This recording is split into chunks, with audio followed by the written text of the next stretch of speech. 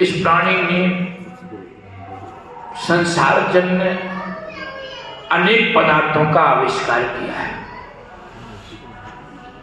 इसका क्या है? संसार जन्य अनेक पदार्थों का आविष्कार किया है और उस आविष्कार की वस्तुओं में व्यक्ति इतना मोहित होता चला जाता है, इतना मोहित होता चला जाता है कि वहां अपने आवश्यक ही भूल गया। आविष्कार की वस्तुओं में इतना आकर्षित होता गया कि वह अपने आवश्यक ही भूल गया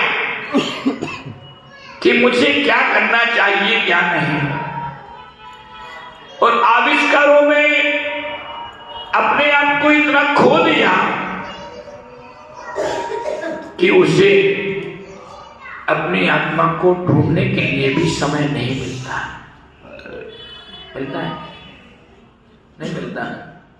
अब आप कहोगे महाराज जब भी बोलते हैं वहीं से आत्मा पर आ जाते हैं और किसी को बोलते नहीं हैं। तो हमें ढूंढना किसको है? किसके लिए करना है? आत्मा के लिए। दो कामों के लिए व्यक्ति कार्य करता है, एक सुख के लिए और एक शांति के लिए। जितने भी संसार में कार्य करता है किसके लिए करता है? सुख मिल जाए और शांति मिल जाए, इन्हीं के लिए प्रत्येक कार्य करता है। और दौलत राम जी ने बहुत अच्छी बात कही है। सुख कहाँ मिलेगा, कैसे मिलेगा, किस वस्तु में सुख है? आत्म में गौहित है सुख, आकुलता में नहीं है। सुख किसमें है? सुख कहां पर है? सुख केवल आत्मा के हित में है। आत्म को हित है सुख, सो सुख आकुलता। वो सुख कहां पर है? कहां पर है? हैं? नहीं। आकुलता में कहिए जो सुख तुम्हें चाहिए है वो सुख आकुलता के बिना ही होता है। जो सुख चाहिए, जिस सुख के लिए हम निरंतर प्रयास करते हैं, जिस सुख के लिए हम निरंतर प्रयास करते हैं वो सुख आकुलता के बिना होता है। लेकिन संसार में हम जहां हैं, जिन स्थितियों में हैं, जिन परिस्थितियों में हैं वर्तमान में, वहां आकुलता है या नहीं है? आकुलता के बिना एक पल भी व्यतीत नहीं होता।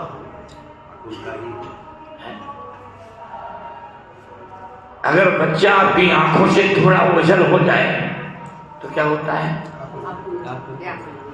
जब तक सामने नहीं आ जाएगा तब तक छटपटाने, ढूंढते रहेंगे, खोजेंगे।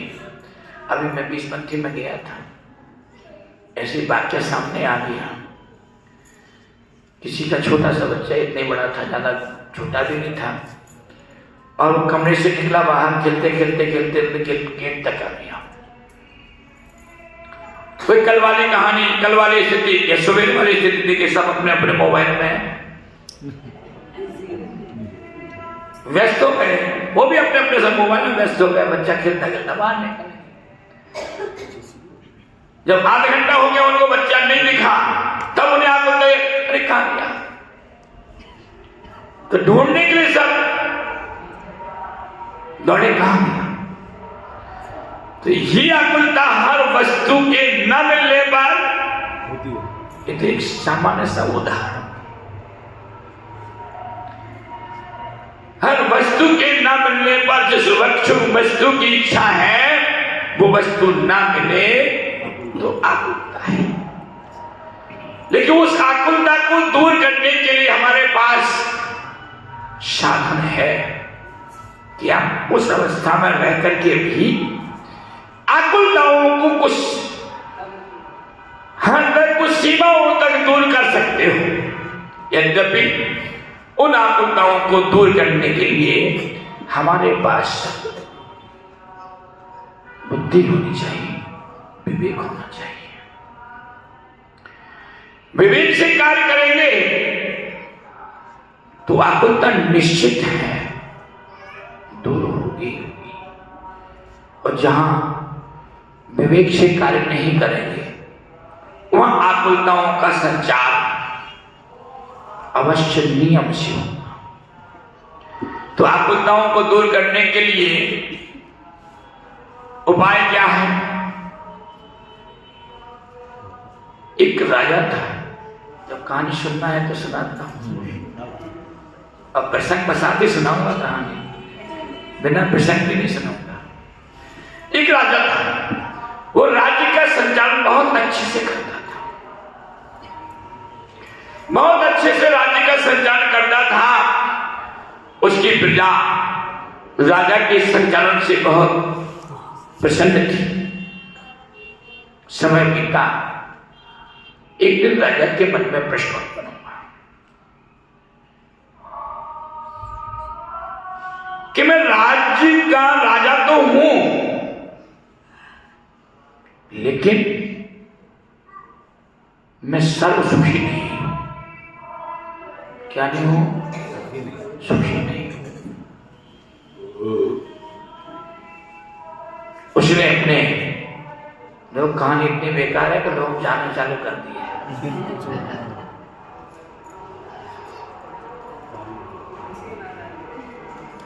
अपने नगर के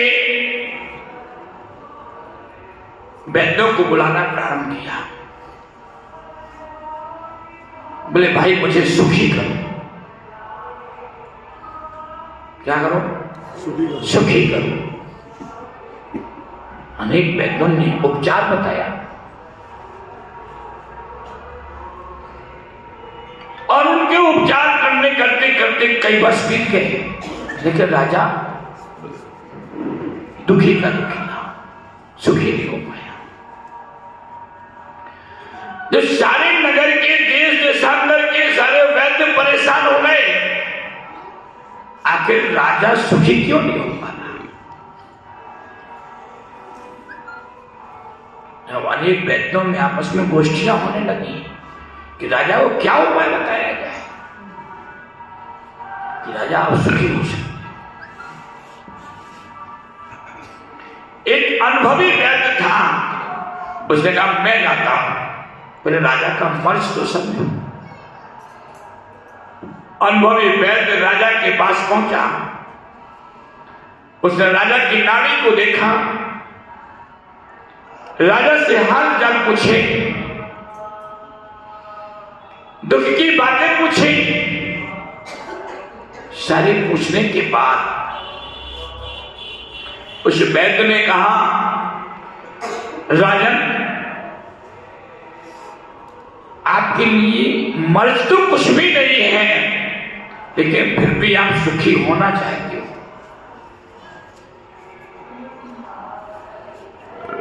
तो एक ऐसे व्यक्ति की, अभी शर्ट बोलते हो, पहले कमीज बोलते थे।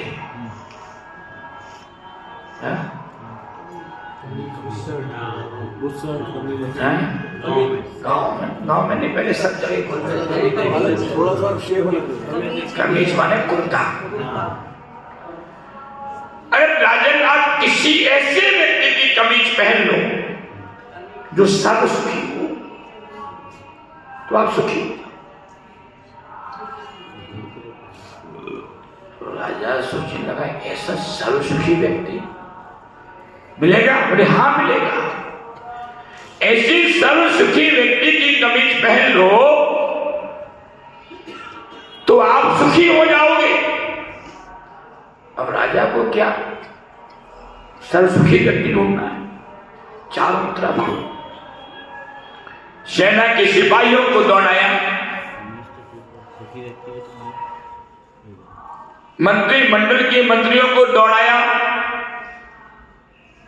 चारों तरफ खोज भी चालू हुई। जगह जगह जो भी व्यक्ति मिले उसी से पूछा जा रहा, भाई तुम सुखी हो? तुम सुखी हो? चारों तरफ पूछा जा रहा है। अब आगे का सब मना कर देते हैं। एक स्थान पर एक किसान तपती धूप में हल चला रहा था। उसके तन पर आधी धोती थी और कमीज नाम की कोई वस्तु भी नहीं थी। मंत्री ने उससे पूछा कि भाई तुम सुखी हो? बोले हाँ, मैं सर्व सुखी हूं। कैसे सुखी हो तुम? तुम्हारे तन पर तो ये कमीज भी नहीं है। बोले इसलिए तो मैं सुखी हूं, और सुखी होने का उपाय मैं करता हूं रोज। क्या करते हो? बोले मैंने अपने जीवन की कमाई को 4 भागों में बांट दिया।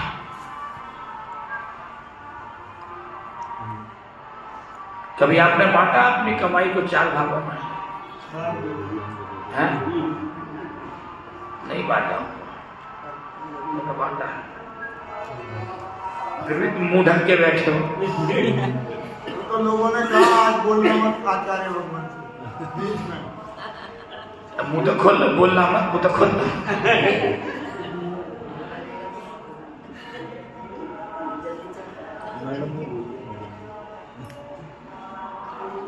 अच्छा, इसलिए पंडित जी नहीं आए। तो कैसे? बोले मैं पूरे दिन भर में 16 आने कमाता हूं। बोले आने चलते थे, 16 माना नहीं, 1 रुपया। उसमें से 4 आने में अपने पुराने कर्ज को चुकाने के लिए दे देता हूं।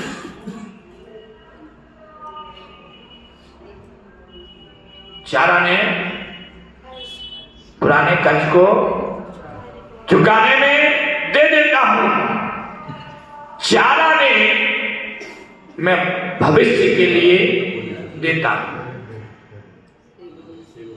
कितना हो गए? 8 आने। और 4 आने में अपने स्वयं की आजीविका को संपन्न करने के लिए, अपने स्वयं के जीवन को चलाने के लिए खर्च करता हूं। कितने हो गए? 4 आने में फेंक देता हूं। हो गया पूरे 16 आने, 1 रुपया पूरा खर्च हो गया। फिर आपकी भाई 1 भी नहीं बचा, फिर भी आप सुखी हो? हाँ, फिर भी मैं सुखी। मंत्री चलो इसी को नहीं चलते हैं राजा के सामने। उस व्यक्ति को पकड़ करके तो कहते चलो तुम्हें राजा के सामने चलना है। चलो राजा के सामने ले गए और उपस्थित किया राजन, ये व्यक्ति सर्व सुखी है, इसकी कमीज मंगाओ। उस व्यक्ति से राजा ने पूछा तुम सर्व सुखी हो? बोले हाँ मैं सर्व सुखी हूं, कोई चिंता नहीं। बोले मुझे कोई चिंता नहीं है। चिंता क्यों नहीं है? इसलिए कि मैं जो कमाता हूं उसको खर्च कर देता हूं, कल की चिंता मुझे है। कैसे? तो राजा के सामने उसने ये बात कही। राजा ने कहा कि तुम 4 आने पूर्व के कर्ज को चुकाने में खर्च करते हो। कैसे? बोले इसलिए कि जिन माता पिता ने मुझे जन्म दिया, इतना बड़ा किया, तो उनका कर्ज मेरे ऊपर है ना, तो उनकी सेवा में, उनकी व्यवस्था में 4 आने खर्च करता हूं, उसको कर्ज चुका रहा हूं पुराना। और 4 आने भविष्य के लिए, 4 आने मैं अपने बच्चों पर खर्च करता हूं भविष्य के लिए, और 4 आने मैं अपने ऊपर खर्च करता हूं। और तुमने कहा 4 आने में फेंक देता हूं। बोले 4 आने में फेंक देता हूं, उसकी चिंता नहीं करता हूं मुझे मिलेगा या नहीं मिलेगा। 4 आने मैं दान में खर्च करता हूं, लेकिन उसके लिए मैं कभी सोचता नहीं हूं कि आज मैंने दान दिया है तो कभी मुझे मिलेगा। इसलिए वो मैंने क्या किया, फेंक दिया। उसकी मुझे चिंता नहीं, क्योंकि मैं अपेक्षा ही रखता हूं कि आज मैं चारा ने दान में दे रहा हूं तो कल मुझे आठाने मिल जाए। आप लोग क्या सोचते हो, आज चारा ने दे रहा हूं तो कल ये मिल जाएंगे मुझे, तो उसने नहीं सोचा। इसलिए राजन में सर झुके, मुझे कोई विकल्प, कोई चिंता नहीं, कुछ भी नहीं है। तो तुम्हारी शर्ट कहाँ है, वो कमीज कहाँ है? बोले राजन मेरे पास कमीज होती तो मैं चिंता में डूबा हुआ होता। मेरे पास मुझे पहनने की कमीज ही नहीं है तो उसकी भी मुझे चिंता नहीं है।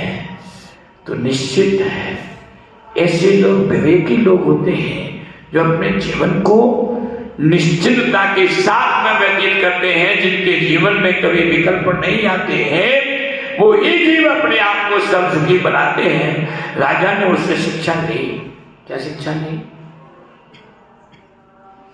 क्या शिक्षा ली?